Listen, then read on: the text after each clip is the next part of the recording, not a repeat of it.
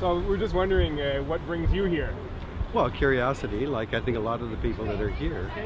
The big question to me is this really a moment? Is this our Middle Eastern moment when people are rising up and saying we've got to take back our country, take back our democracy, which I don't think we have now, and stop serving the corporate agenda?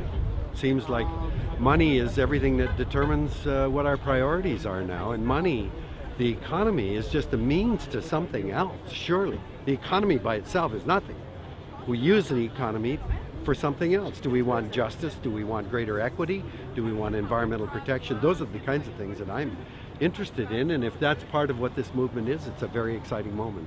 You see a lot of more, I guess what the media would dub the radical movements here. Do you think that in all taints that that idea? That I don't know. What I haven't seen well, who's all here. For one, if you look over there, there's the V for Vendetta mask on the Queen statue. There's a lot of those things happening. Yeah. I have no comment. I have no idea what it even is. But what I am excited by is to see all the young people, because this is about the future for these young people that is being sacrificed for the sake of the corporate agenda right now. And I'm delighted to see people saying we're going to take that back, take this country back. And what would you say to the young people that have come here to try and take their country back as best they can? Well, I mean, it's their future, it's their everything, and I think they ought to be demanding of their parents and their grandparents, saying, look, look at where you've brought us to. How about a bit of accounting here, and how about thinking about us and where we're going?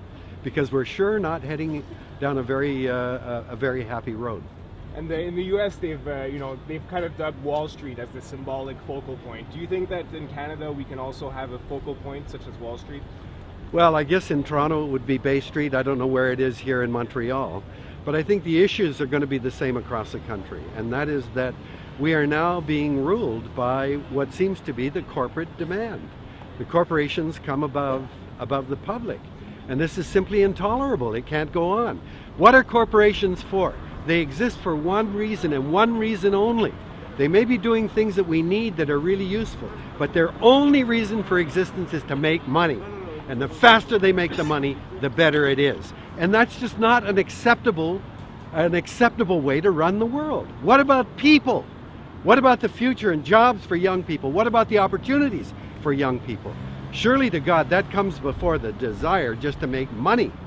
You know, I was speaking to the Students' Union president of the Toronto University a couple of months back, and he was explaining to me how there's a lot of corporations who are investing time and money towards building new pharmacy aisles and stuff like that, basically trying to get students to study, to work in the corporations. Well, of course, that's what universities have become.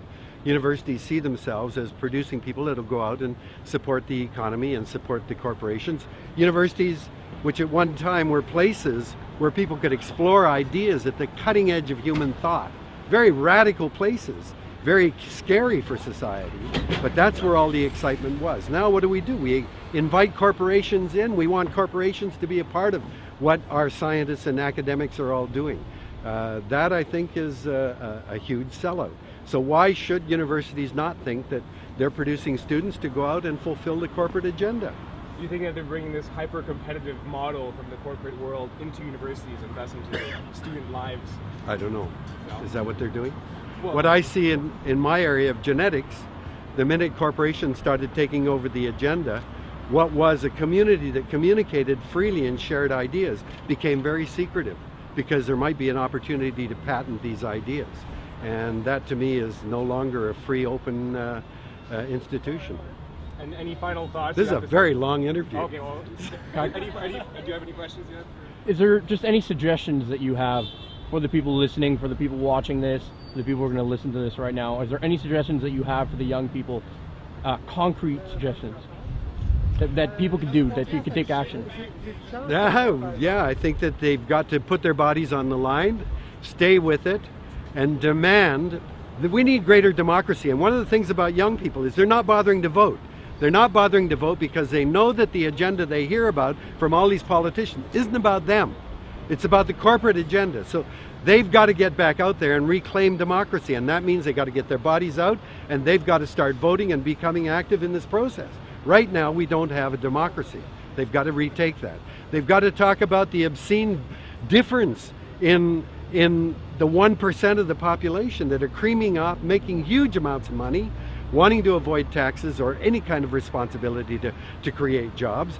Let's take back that those priorities and saying this is not acceptable.